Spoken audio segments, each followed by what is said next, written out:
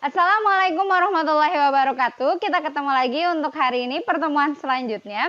Saya belum ganti baju ya karena saya bikin videonya dalam satu hari yang sama. Oke, saya ingin membahas untuk pertemuan kali ini saya akan membahas tentang hukum Newton. Itu adalah pembahasan pada video lanjutan dari pembahasan pada video sebelumnya. Aduh, kacau deh nih ngomongnya. Oke. Nah, hukum Newton ini sebenarnya kalian sudah dapat dari zaman SMP gitu ya. Itu yang kalian kenal. Ada hukum Newton 1, 2, dan juga 3 gitu ya. Jadi hukum Newton itu memang benar. Ada 3 hukum Newton.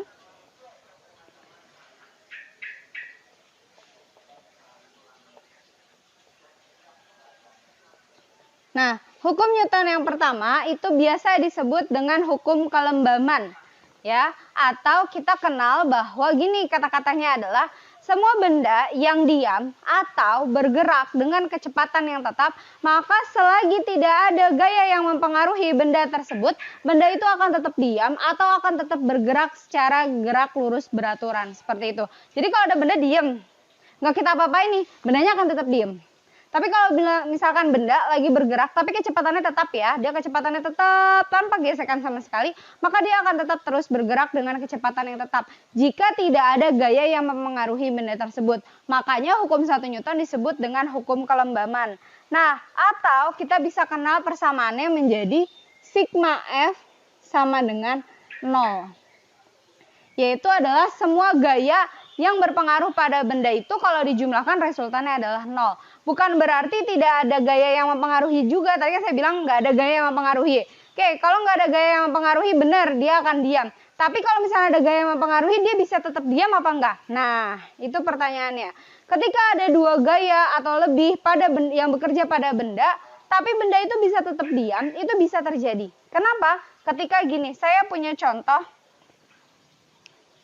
Atas meja saya punya benda gitu kan ya, anggap aja misalkan buku gitu kan, ditarik oleh satu orang ke kanan dengan gaya sebesar 10 Newton, ditarik ke kiri dengan gaya sebesar 10 Newton juga. Kira-kira buku tersebut akan bergerak atau diam? Otomatis buku tersebut akan diam. Kenapa? Karena gaya yang bekerja ke kanan 10, yang ke kiri 10. Kalau kita jumlahkan atau kita resultankan, sesuai dengan vektor ya, kemarin ngomongin resultan, itu nilainya 0. Maka buku itu akan tetap diam. Nah, itulah maksud si hukum Newton 1.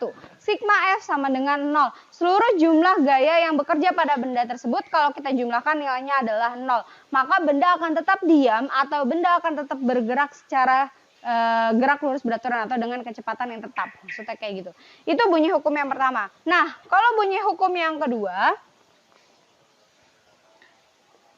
itu menyatakan bahwa percepatan benda yang bergerak itu sebanding dengan gaya yang bekerja pada benda tersebut dan berbanding terbalik dengan masanya, atau kita kenalnya ini A sama dengan sigma F per M. Atau kalian kenal bahwa sigma F sama dengan M kali A. Ini ya, gitu. Itu adalah bunyi hukum Newton yang kedua. Jadi hukum Newton yang kedua itu khusus untuk benda yang bergerak mengalami percepatan ataupun mengalami perlambatan. Itu khusus untuk yang hukum Newton yang kedua. Nah, selanjutnya hukum Newton yang ketiga itu disebut dengan gaya aksi reaksi. Di mana saya bisa tuliskan bahwa F aksi itu sama dengan minus F reaksi. Maksudnya gini, misalkan di sini ada tembok. Di sini ada orang. Anggap aja orang gitu kan ya. Nah, si orang ini nonjok ke tembok. Nonjok pelan. Pasti akan terasanya sakit sih, tapi nggak sesakit kalau kenceng banget gitu kan ya. Nah, terus dia nonjok lagi tapi dengan kuatannya sangat kenceng. Otomatis yang sakit yang dia terima di tangan pasti lebih besar gitu kan ya. Nah, ketika kita memberikan gaya ke tembok dengan cara menonjok, itu kita memberikan gaya aksi. Nah, si tembok itu memberikan gaya reaksi kepada kita, yaitu berupa tangan kita yang sakit, seperti itu. Nah, karena si F aksi atau yang kita berikan kepada si tembok itu arahnya ke sana, nah, si tembok memberikan gaya reaksi arahnya ke sana, kebalikan. Nah, makanya di sini ada tanda minus. Minus di situ artinya karena dia arahnya berlawanan. Aksinya ke sana, reaksinya ke sana, berlawanan. Maka di situ ada minus F aksi sama dengan minus F reaksi. Dari situ asalnya. Oke? Nah, itu adalah hukum 1, 2, dan 3 Newton. Nah, sekarang sebelum kita masuk ke hukum Newton yang jauh lebih besar, saya mau ambil satu contoh dulu. Ya, saya ambil satu contoh dulu untuk yang hukum Newton yang dasar. Tapi saya mau hubungin sama gerak lurus yang sebelumnya. Karena materi hukum Newton itu masih berhubungan dengan gerak lurus yang sebelumnya. Jadi kalian jangan benar-benar dilupain rumusnya karena itu masih dipakai pada bab ini. Tapi di sini saya nggak catat soalnya. Kalian bisa cek di PDF ya. Saya akan bahas gini soalnya. Sebuah balok 4 kg, saya tulis yang diketahuinya ya. Maka di sini diketahui massa balok yaitu 4 kg. Diam pada saat T sama dengan 0. Diam. Diam itu artinya tidak bergerak. Kalau tidak bergerak artinya nggak punya kecepatan. Berarti kecepatannya dia 0.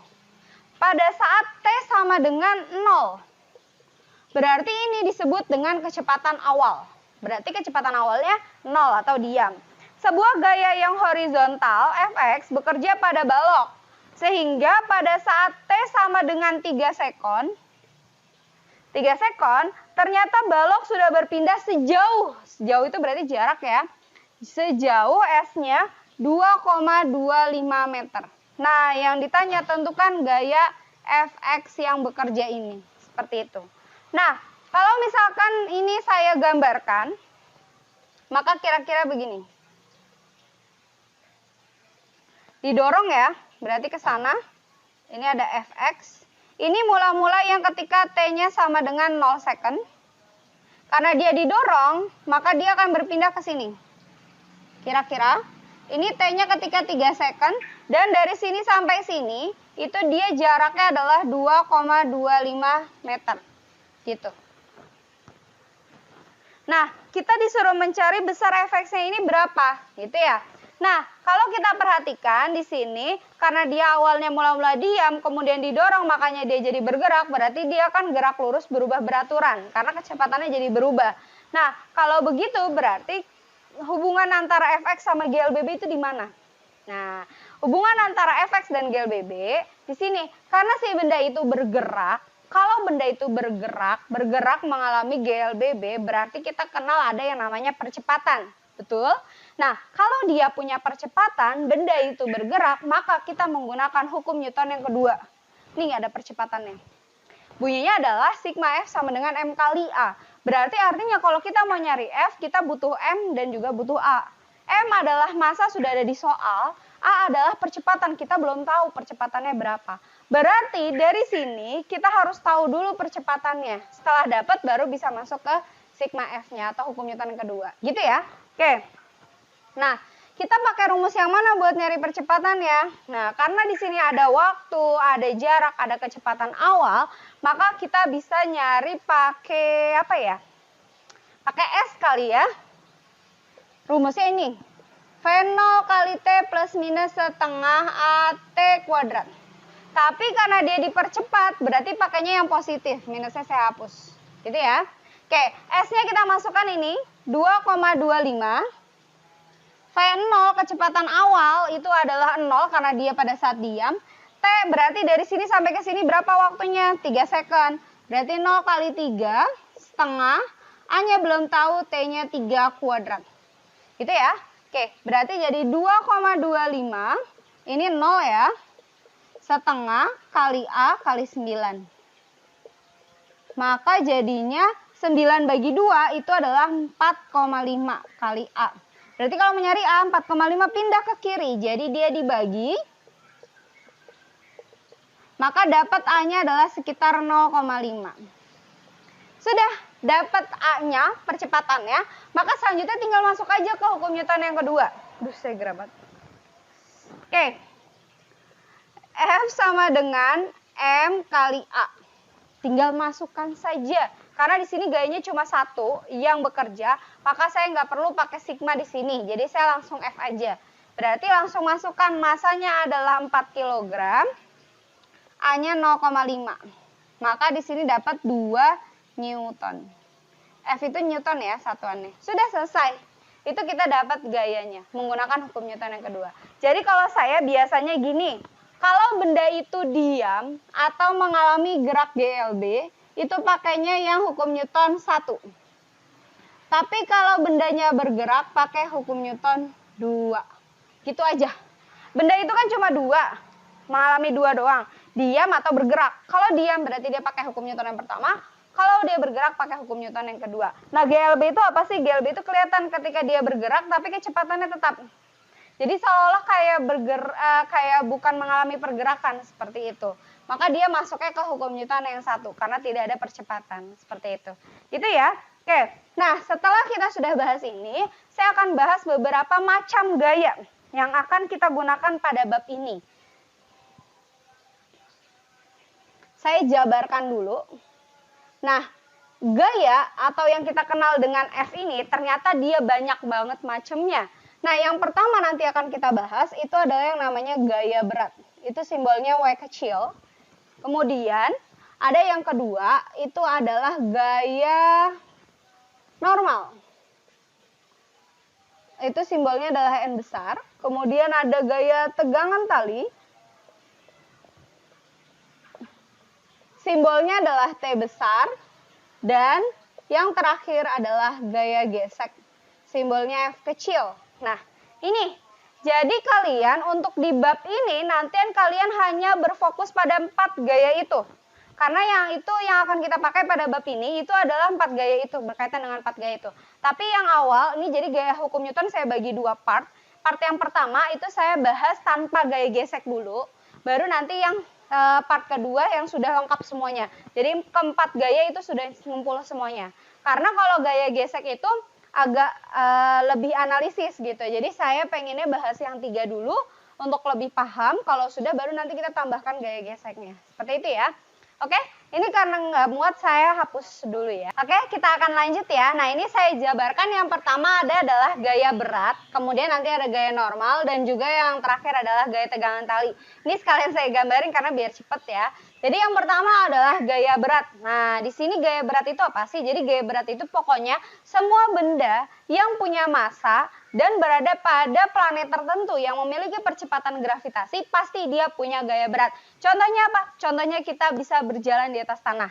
Itu akibat adanya gaya berat. Tapi kalau misalkan kita nggak bisa jalan, napak, nah itu artinya kita tidak mengalami gaya berat. Seperti itu ya. Jadi yang kayak spidol ini deh, spidol ini kan sangat kecil masanya gitu, enteng atau ringan, tapi dia tetap punya massa.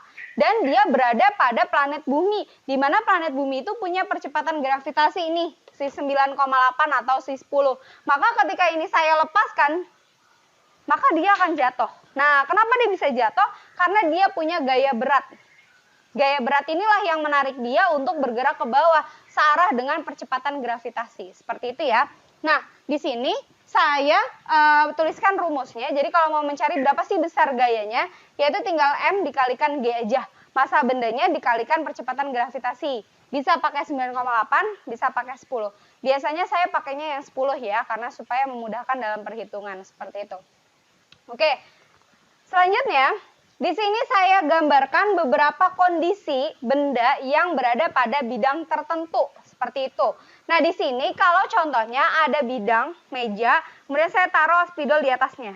Nah, maka si spidol itu atau si buku atau si balok apalah itu, dia mengalami gaya berat. Nah, gaya berat itu arahnya selalu menuju pusat bumi. Pusat bumi di mana? Di bawah. Berarti kalau ini bendanya, maka arah gaya beratnya dia jadi ke bawah. Sana, gitu. Nah, kalau yang ini adalah contoh ketika misalkan kita punya lampu neon atau lampu lah ya yang ada di atas plafon. Itu kan bidangnya adalah plafon, tapi bendanya gantung gitu kan kayak gini. Nah, gaya berat si bendanya kemana? Gayanya tetap ke bawah arahnya, pusat bumi. Nah, yang ini contoh apa? Ini contohnya si jam dinding. Kan dindingnya gini, terus jamnya nempel gitu kan ya, gini seolah-olah jamnya. Maka gaya berat jamnya kemana? Tetap arahnya adalah ke bawah, sana, begitu. Nah, kalau yang ini adalah kasus kalau dia berada pada bidang miring, di mana bidangnya itu membentuk sudut entahlah berapa gitu, sudut theta lah, saya anggap theta terhadap bidang horizontal. Maka di sini arah W-nya juga arahnya tetap ke bawah tapi lurus ya. Gini. Perhatikan, lurus, lurus, lurus, lurus. Tapi karena dia bidangnya miring, maka dia harus diuraikan. Lagi-lagi kita pakai vektor. Makanya kita harus belajar vektor dulu baru bisa masuk ke bab berikutnya ya. Nah, ini caranya gimana? Caranya adalah kita buat sumbu X dan sumbu Y pura-pura. Kalau saya bilangnya gitu. Karena sumbu X dan sumbu Y yang kita kenal kan dia harus tegak, tapi ini dia di bidang miring. Kira-kira bentuknya beginilah ya, gambar saya kurang bagus. Ini sumbu X, yang ini adalah sumbu Y-nya. Nah, kalau theta di sini, maka dia akan sama dengan di sini tetanya. Begitu. Itu kalau saya puter, gambarnya kira-kira begini. Ini si W, ini si theta. Nah, jadi kalau saya puter set, nah modelnya kayak gini. Kalau kayak gini kan harus diuraikan kan? Diuraikan ke atas terhadap sumbu X, jadi WX, terus ke sini, ke bawah arahnya jadi sumbu Y atau WY, gitu kan ya? Sama, ini pun juga begitu, harus diuraikan. Ini sumbu X ya, berarti ke sana. Berarti arah ke sana, itu adalah WX. Terus yang ke sini, ke bawah, ini adalah WY. Nah, inilah yang kalau kalian perhatikan, berarti kalau dari sini, kalau ada benda berada pada bidang miring yang membuat dia bergerak turun, merosot, merosot ke bawah, itu siapa? Itu adalah si WX. Gaya WX inilah yang membuat si benda itu merosot ke bawah, seperti itu. Nah, sekarang saya mau nanya, kalau mau nyari WX sama WY pakai rumusnya kayak gimana? Ini pakai vektor yang di bab 1. Tapi kalau saya nanya nggak bisa jawab ya. Baiklah, saya jawab sendiri deh ya. Oke, kalian perhatikan antara W dan WX di sini kosong, nggak ada sudutnya. Kalau mengenai vektor yang sebelumnya, kalau di sini kosong itu pakainya adalah sin. Jadi kalian boleh hafalin karena nih khusus di hukum Newton dia bentuknya selalu seperti ini. Jadi kalian boleh ngafalin. Kalau mau nyari WX itu pakai sin. W kali sin theta. Nah, karena si WX-nya pakai sin, si WY-nya di sini ngapit sudut, berarti dia pakainya cos. Nih. Jadi kalau nanti kamu ketemu bidang miring, mau nyari WX atau WY, kalian langsung pakai rumus ini saja.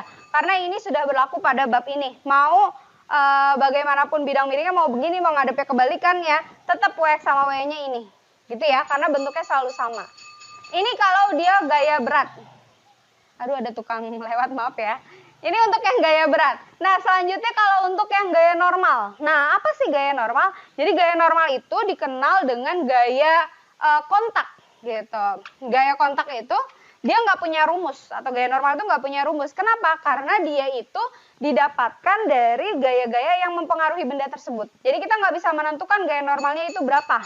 Tergantung dari gaya yang mempengaruhi benda tersebut. Maksudnya apa sih, Bu? Gitu kan ya. Oke, ini langsung saya gambarkan aja supaya kita lebih paham.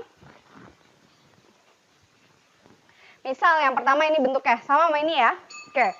Saya gambarkan si W-nya. Karena kan tadi ada W arahnya ke bawah. Ini juga W arahnya ke bawah. Yang ini W arahnya ke bawah. Yang ini ada WX. Saya gambar si WX sama WY aja ya. Dan ini WY. Gitu ya. Oke. Nah, sekarang si gaya normal itu letaknya di mana? Nah, gaya normal itu arahnya selalu tegak lurus terhadap bidang. Nih, kalau ini gaya berat selalu menuju pusat bumi. Nah, kalau di sini bidangnya itu di sini, supaya tegak lurus, maka dia arahnya jadi ke atas. Nih, gaya normal. Ini kan tegak lurus. Karena bidangnya di bawah. Supaya tegak lurus, berarti arahnya ke sana. Nah, kalau ini plafon, bidangnya di atas. Berarti supaya tegak lurus, berarti dia arahnya ke bawah. Jadi kayak sama W dong? Iya, betul. Nih. Karena dia harus tegak lurus di bidang. Kalau kayak gini, ini bidangnya. Tegak lurusnya kemana? Ke kanan. Nih, N. Nah, kalau yang bidang miring gimana? Bidangnya itu ini. Ini bidangnya. Supaya tegak lurus, berarti dia berhimpit nih kayak si WY. Tapi dia arahnya ke sana. Nih, karena dia tegak lurus di sini. Ini N. Gitu. Oke? Nah, sekarang kalau sudah arahnya, baru gimana cara nyari nilainya? Gitu. Nah, cara nyari nilainya adalah di sini kita pakai konsep hukum Newton yang pertama. Kenapa begitu? Karena benda itu kan otomatis bergeraknya kanan kiri. Enggak bergerak atas bawah dong. Jadi kalau terhadap atas bawah, ini kan garisnya gayanya atas sama bawah. Maka dia dianggapnya jadi diam. Kayak gini deh, benda bergerak gini. Kan dia nggak begini-begini. Kecuali kalau benda bergeraknya begini. Maka sigma F-nya nggak pakai hukum Newton yang 1, tapi hukum Newton 2, yaitu M kali A. Tapi karena dia bergerak terhadap sumbu X, maka yang terhadap sumbu Y-nya itu dianggapnya 0. Maka di sini kita bisa tulis sigma F sama dengan 0.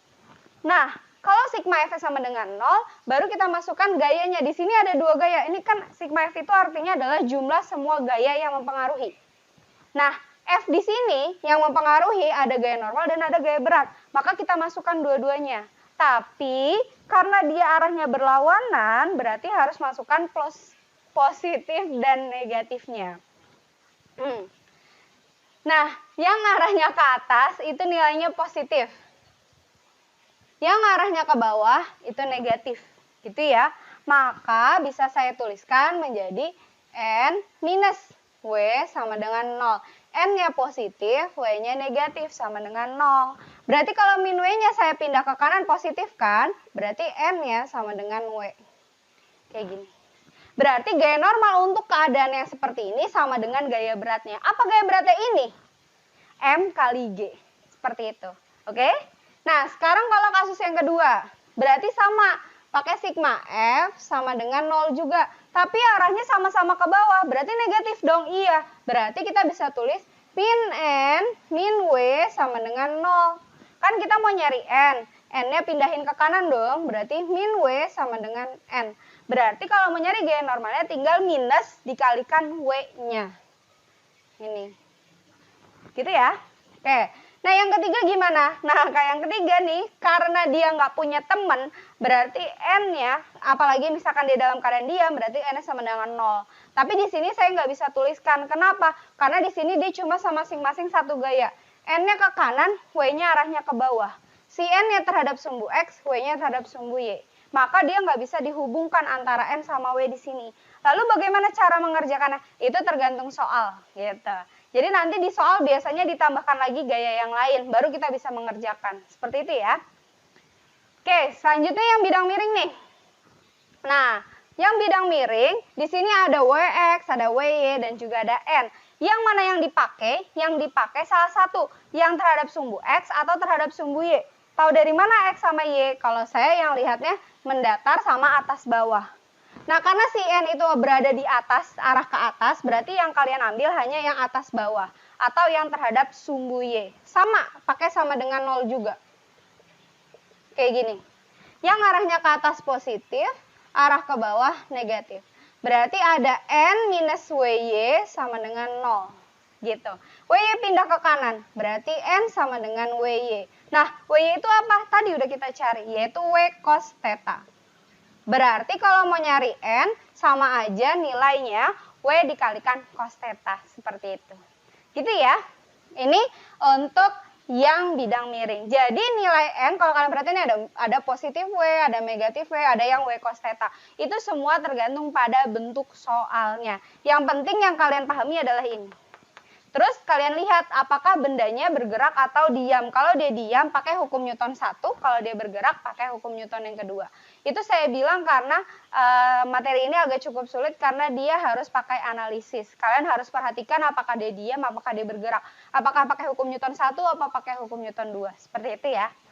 Nah, selanjutnya adalah gaya yang terakhir, yaitu adalah gaya tegangan tali. Nah, untuk gaya tegangan tali itu pokoknya dia akan muncul ketika dia ada tali. Ya iyalah makanya namanya disebut gaya tegangan tali karena dia bekerja pada si tali atau benda lah ya yang dia nggak punya massa gitu. Jadi massanya diabaikan seperti itu. Nah, saya ambil contoh kalau di katrol. Ini seperti ini. Ada katrol dihubungkan massa 1 dengan massa 2. Saya ambil salah satunya, yaitu misal saya ambil pada massa 1. Di sini kan dia digantungkan sama tali kan, di sini ada tali, kemudian ada massa gitu kan yang digantungin sama si beban. Nah, kalau tadi kita perhatikan di sini semua benda yang punya massa pasti punya gaya berat. Berarti ini juga punya gaya berat. Arahnya kemana? Selalu menuju pusat bumi. Berarti arahnya ke bawah. Nih, ini disebut W1 seperti itu. Nah, tegangan tali yang mana? Tegangan tali ini.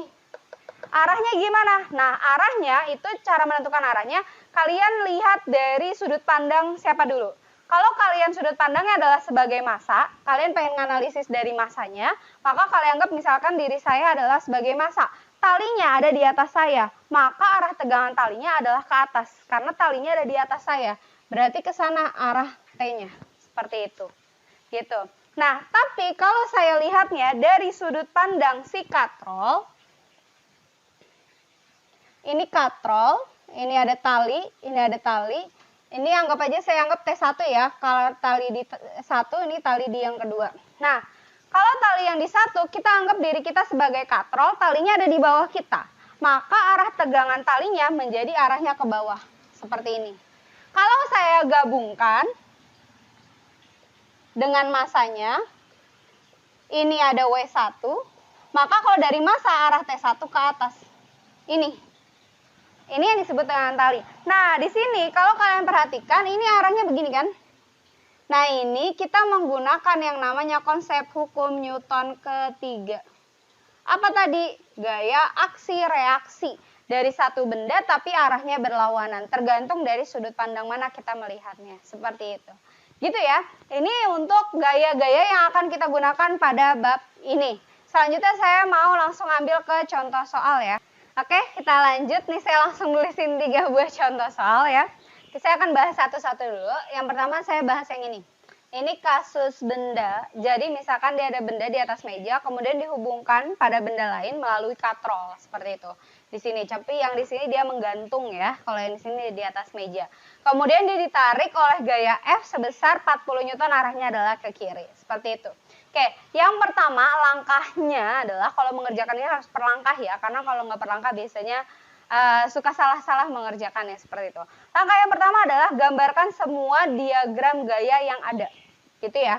Yang pertama, yang kalian harus ingat, yang pertama kalian harus gambar itu adalah gaya berat. Kemudian gaya normal, baru yang terakhir yaitu tegangan tali. Gitu. Jadi yang pertama adalah gaya berat dulu atau si W. Nah, gaya berat tadi arahnya adalah menuju pusat bumi, di mana dia arahnya selalu ke bawah. Berarti kita gambar di sini karena ada dua gaya, ada dua benda, ada massa A dan juga massa B, maka digambarkan dua-duanya. Si MB berarti arah WB-nya ke bawah. CMA berarti arah W-nya ke bawah juga. Saya kasih WB dan juga WA sebagai clue kalau si masanya itu masing-masing punya gaya berat seperti itu. Karena khawatir kalau masanya nilainya beda. Ini kebetulan masanya nilainya sama ya. Oke, kemudian abis itu adalah gaya normal. Nah, gaya normal itu tadi arahnya adalah selalu tegak lurus terhadap bidang.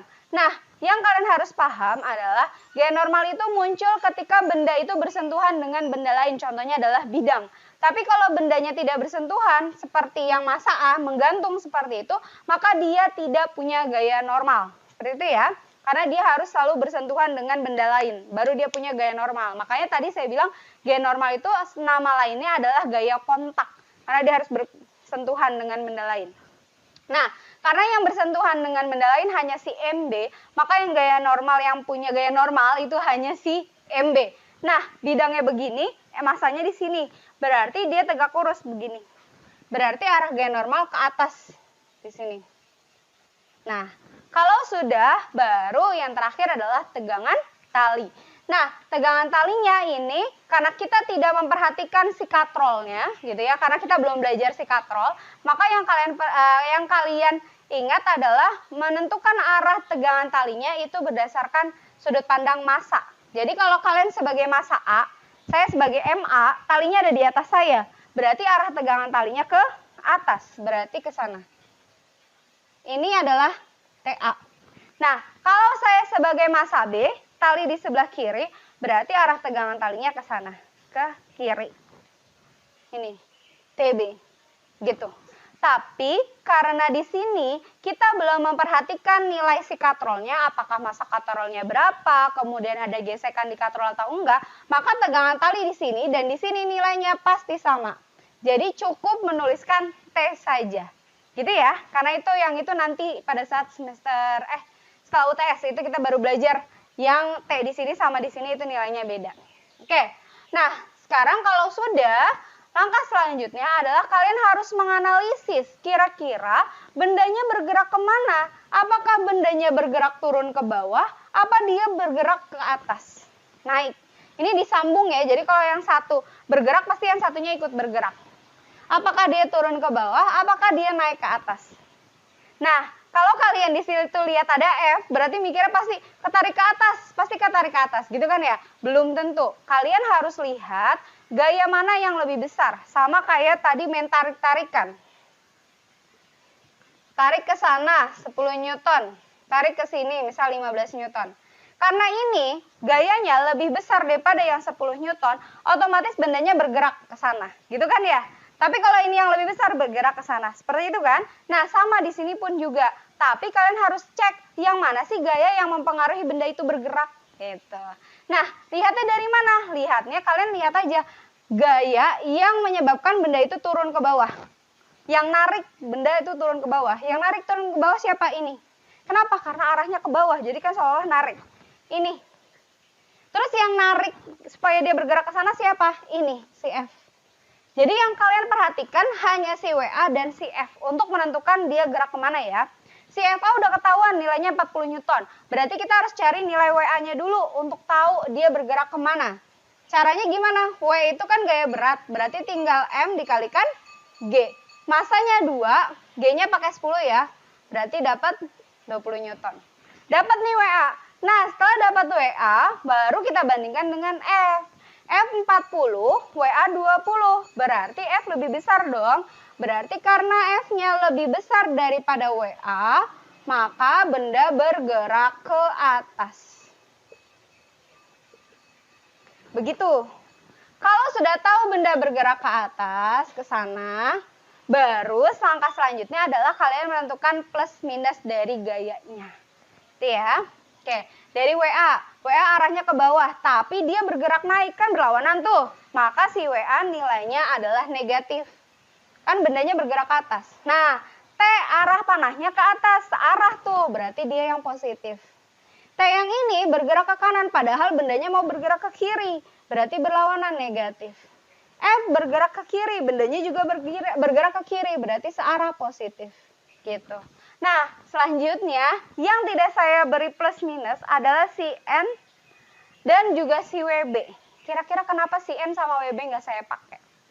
Si N sama WB ini nggak saya pakai, kenapa? Karena bendanya bergeraknya ke kiri, bukan bergerak atas bawah. Ingat yang tadi saya bahas untuk mencari nilai N dan juga nilai N, gitu kan? Karena di sini bendanya si MB itu bergeraknya ke sana, artinya bergerak kanan kiri, maka si N sama WB itu tidak berpengaruh terhadap gerak benda. Maka dia kita abaikan, gitu ya. Nah, jadi kalau sudah dapat plus minusnya, tinggal masuk ke hukum Newton. Karena di sini bendanya bergerak, maka kita pakai hukum Newton kedua, yaitu sigma F sama dengan M kali A. Tapi karena masanya ada 2, MB dan juga MA, maka di sini dia dipakai sigma lagi. Gitu ya. Sigma F, berarti semua gaya yang ada di situ yang udah kita pakein plus minus, kita masukkan. Dari mana? Dari mana aja? Saya ambil dari sini deh. F positif, T negatif, T positif, WA negatif. Begini. Masanya ada 2, berarti dijumlahkan MA maksud saya, MB, baru dikalikan A. Gini ya. Min T sama plus T. Karena nilainya sama, maka habis. F-nya masukkan 40. WA tadi kita sudah cari 20, yang ini. Masanya jumlahkan 2 tambah 2. Dikalikan A. Saya maaf salah. Begini. Nah, maaf ya. Oke, sudah 40 kurang 20 adalah 20 sama dengan 4 dikalikan A. Nyari A berarti 4 pindah jadi dibagi.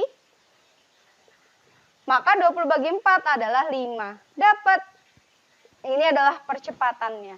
Jadi ketika dia ditarik dengan gaya sebesar F-nya 40 Newton, maka percepatan sistemnya itu menjadi 5. Percepatan ini berlaku untuk massa A dan juga massa B karena dia sama-sama digandeng. Jadi percepatannya sama untuk kedua benda. Gitu ya. Oke, setelah dapat percepatan, selanjutnya adalah kita cari T. Ini saya tulis T. T apa sih T? T adalah tegangan talinya. Tapi Karena di sini nilai T di sini dan juga di sini itu sama, maka kalian boleh cari T-nya melalui massa B atau melalui massa A. Nah, caranya gimana? Caranya kita tinjau masing-masing. Di sini misalkan saya mau tinjau dari benda yang B deh. Saya mau tinjau dari benda B. Berarti kalau saya gambarkan ulang, kan begini. Terus saya gambarnya ngirit banget, nggak apa-apa ya. Ini adalah massa B-nya, yang ke sana adalah F-nya, yang ke sana adalah si T yang minus, ini F-nya yang positif. Kayak gini. Lah, kok cuma gitu doang? Nah, jadi kalau mau nyari tegangan tali, kalian hanya ambil satu benda saja. Satu massa saja. Jadi jangan diambil secara keseluruhan. Jadi kalau untuk mencari percepatan memang secara keseluruhan kita lihat, tapi kalau mau nyari tegangan tali hanya per massa saja, satu-satu. Kalau kita mau nyari terhadap benda B, berarti kita potong sampai sini. Gitu, katrolnya juga pun nggak ngikut, jadi gambarnya begini. Kalau mau pakai benda A, bisa juga, saya buat di samping. Benda A, berarti bentuknya kan digantung ya. Jadi gini, ini T ke atas positif, WA ke bawah negatif. Ini adalah MA. Kayak gitu. Jadi yang dilihat hanya si bendanya saja. Oke, kalau sudah masuk ke sigma F sama dengan M kali A. Sigma F sama dengan M kali A. Masukin gayanya. Karena yang ini cuma tinggal 2, berarti kita masukkan. F minus T. Massa yang diambil karena ini benda B, berarti massanya jadi massa B. Massa B adalah 2. A-nya sudah dapat tadi 5, masukkan. Oh iya, F-nya sudah ada juga ya. F-nya adalah 40, kita masuk ya. 40 minus T sama dengan 2 kali 5 adalah 10. Berarti 40 saya pindah ke kanan. Minus T sama dengan 10 plus pindah jadi minus ya. Oke, berarti min T sama dengan minus 30. Minnya coret aja karena sama-sama punya min. Dapat 30 Newton tegangan talinya. Kalau dilihat dari benda B. Nah, sekarang kalau kita lihat dari benda A. Sama. Sigma F sama dengan M kali A. Tapi M-nya punya si massa A. F-nya masukkan ada T, ada WA. T minus WA sama dengan MA-nya 2. A-nya juga sama yaitu 5. T minus WA sudah kita cari tadi 20. Sama dengan 2 kali 5, 10. Udah, min 20 pindah ke kanan kan positif ya. 10 plus 20. Maka dapat T-nya juga sama, 30 Newton. Nih, sama kan? Gitu. Makanya tadi saya bilang di sini T-nya sama. Kalian bisa cari dari si A, boleh cari juga dari si B. Nggak masalah, karena nilainya sama. Gitu. Itu untuk contoh soal yang pertama. Jadi ngerjainnya harus step by step, hati-hati ya. Nah, selanjutnya saya mau bahas yang nomor 2. Nah, yang nomor 2 di sini sama. Ada 2 massa, dia juga ditarik dan dilewati oleh katrol. Tapi bedanya adalah di sini katrolnya di atas. Gitu kan ya? Ditarik terus ada gaya gitu kan. Ada tali terus ditarik gaya sebesar 6 Newton. Nah, kalau ada yang bentuk seperti ini, tapi setelah katrol nggak ada massanya, kayak yang nomor 1, maka yang bagian sini boleh kalian hilangkan. Jadi langsung aja di sini F-nya. Gitu. Itu boleh karena setelah katrol dia nggak ada massa lagi. Jadi F di sini sama F di sini itu sama. Jadi daripada ngeribetin, ya udah ini dihapus. Jadi gini aja. Saya rapihin aja ya. Jadi kalian bisa bisa menuliskan jadi seperti ini saja cukup. Saya pindah di bawah tulisannya. Ke sana F-nya sebesar 6 Newton. Gitu. Oke? Nah, sekarang langkah selanjutnya sama kayak tadi. Gambarkan dulu diagramnya. Ada berat, ada gaya berat, ada gaya normal, ada gaya tegangan tali. Seperti itu. Tapi tadi kan kalau kita lihat berat sama normal nggak dipakai ya. Iya, karena di sini belum ada gaya gesek. Dan lintasannya masih lintasan lurus. Makanya si gaya berat yang ada di sini, ataupun gaya normal yang ada di bidang datar, itu nggak dipakai. Kecuali yang bentuk kayak gini. Tapi nggak apa-apa, kita gambarkan saja ya. Oke, di sini ada W1 ke bawah. Sini juga ada W2 ke bawah. Gaya normal berarti sama kayak yang di situ, arahnya ke atas. Berarti ini ada N1, berarti ini ada N2. Nah, talinya di sini kan tengah-tengah. Nah, ini juga harus dilihat berdasarkan massanya. Kalau saya sebagai M1, talinya di sebelah kiri, berarti arahnya ke sana. Berarti ke sana.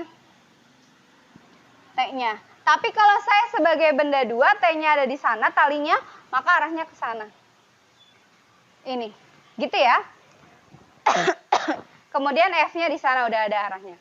Oke, selanjutnya tadi kalau udah, kita harus menentukan gerak bendanya kemana, gitu kan ya. Nah, karena di sini cuma ada satu gaya yang narik, yaitu F dan arahnya ke sana, berarti otomatis pasti harus kudu wajib, lengkap amat ya. Bendanya maksudnya bergeraknya jadi ke arah kanan. Jadi bergerak ke sana. Nah, kalau sudah tahu arah gerakannya ke sana, berarti tinggal pakaiin plus minus. F searah berarti F-nya positif. T yang di sini berlawanan ya, karena dia arahnya ke kiri, yang ini negatif. Tapi yang ini karena ke kanan, berarti dia positif.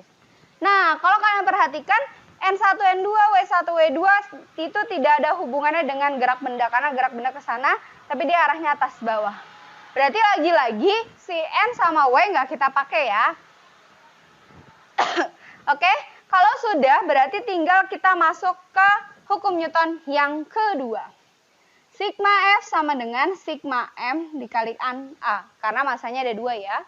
Karena F cuma ada 1, ada ini ding, lupa. Ada G tegangan tali. Maaf. Berarti F di sini T-nya negatif, T-nya positif, masukkan. Masanya ada 2, M1 tambah M2 kali A. Hapus ya, habis karena nilainya sama. F-nya masukkan 6. Masanya, nah ini masanya dalam satuan gram. Harus diubah dalam satuan kilogram. Itu dibagi 1000. Jadi 0,4 ya. Ini 0,4, ini 0,2. Karena ini bagi 1000 jadi 0,4 kilogram. Ini jadi bagi 1000 jadi 0,2 kilogram. Gitu ya. 6 sama dengan, ini kalau dijumlah 0,6 kali A.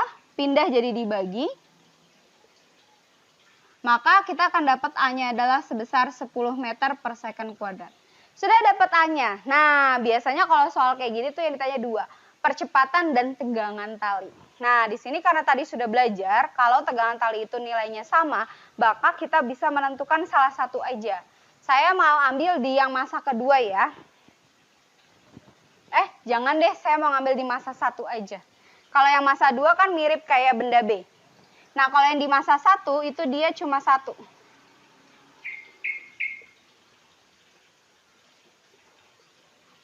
M1 di sini ada T nilainya positif. Nah, kenapa saya pilih ini? Karena di masa 1 itu dia cuma ada satu gaya, yaitu si T doang gitu kan ya.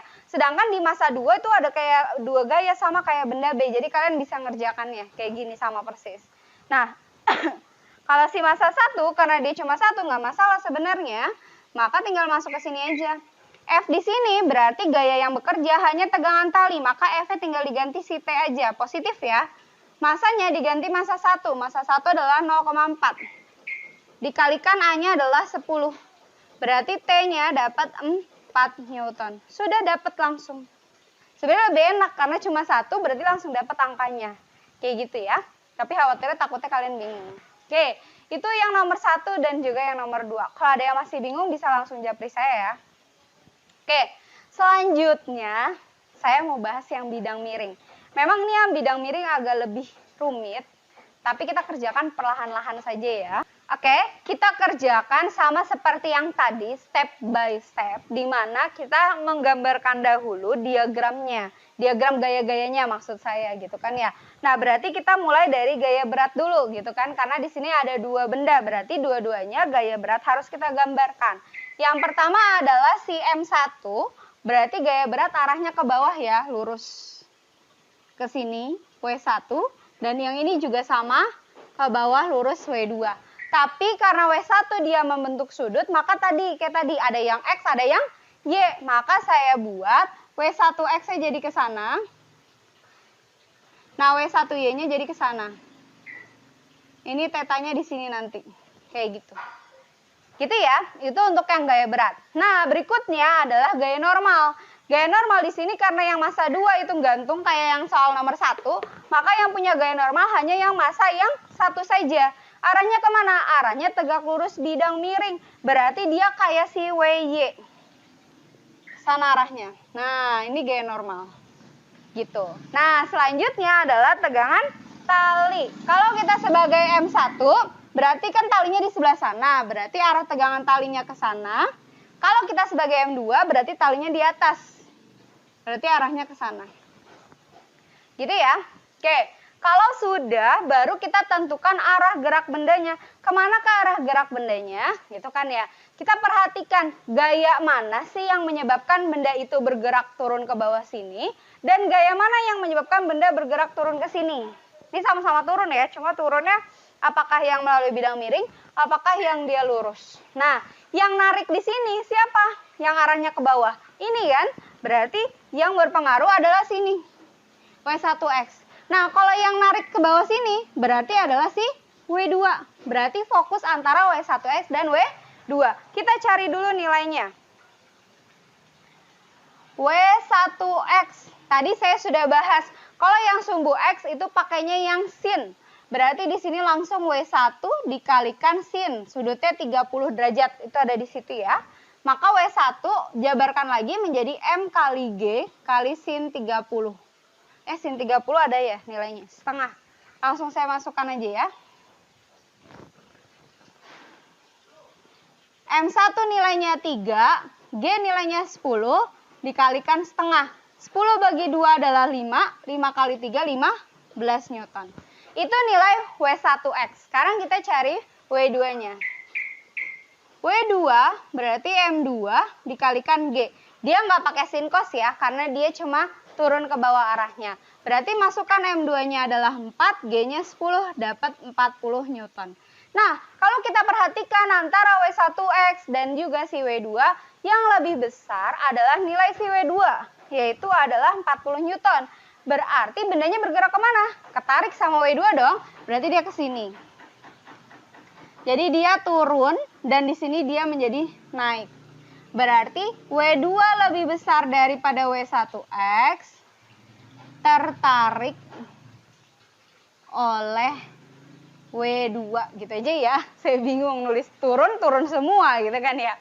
Oke, sudah arahnya berarti tinggal plus minusnya. Nah, W1X arahnya ke bawah padahal dia bergerak naik. Berlawanan ya, maka dia negatif. N sama W1-nya nggak dipakai. T arahnya ke atas, dia juga bergerak ke atas, positif. T yang ini bergerak ke atas padahal dia turun, berarti dia negatif. W2 turun, dia juga turun, berarti dia positif. Gitu ya. Oke, sekarang kalau sudah masukkan hukum Newton yang kedua. Sigma F sama dengan sigma M dikalikan A. Sigma F-nya masukin semua gaya yang udah ada plus minusnya. Yaitu ada min EW1X plus T minus T plus W2 sama dengan M1 tambah M2 dikalikan A. Habis ya yang ini. T-nya itu selalu habis kalau kita nyari percepatan. Karena nilai T-nya sama. W1X masukkan yaitu minus 15. W2-nya adalah plus 40. 3 ditambahkan 4 kali A. Ini kalau dijumlah adalah sekitar 25. 7 kali A. Nyari A7 pindah jadi dibagi. Maka dapat A-nya itu sekitar, sebentar saya sudah ngitung, 3,6. Ini adalah percepatannya. Sudah dapat. Nah, kalau mau nyari tegangan talinya, nah paling mudah itu pakai benda yang nomor 2. Karena dia bentuknya adalah turun ke bawah. Massa yang kedua.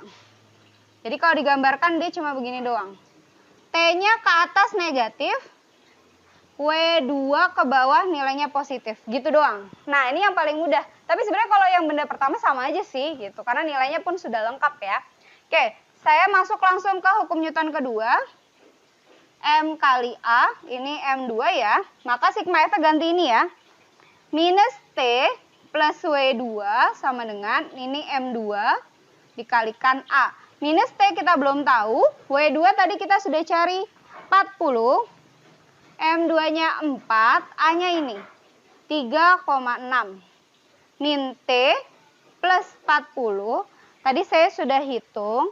Itu, belum deh. Sebentar. 3,6 dikali 4. 14,4.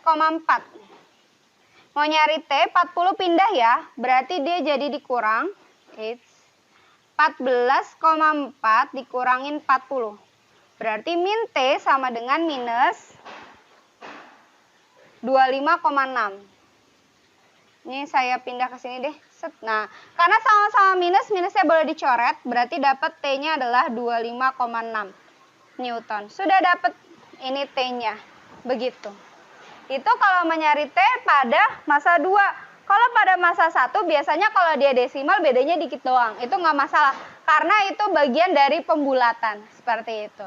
Gitu. Ini untuk hukum Newton yang part 1 sudah selesai. Selanjutnya nanti saya akan buat untuk yang hukum Newton part 2. Yaitu yang menggunakan gaya gesek. Oke. Untuk yang video kali ini saya akhiri. Assalamualaikum warahmatullahi wabarakatuh.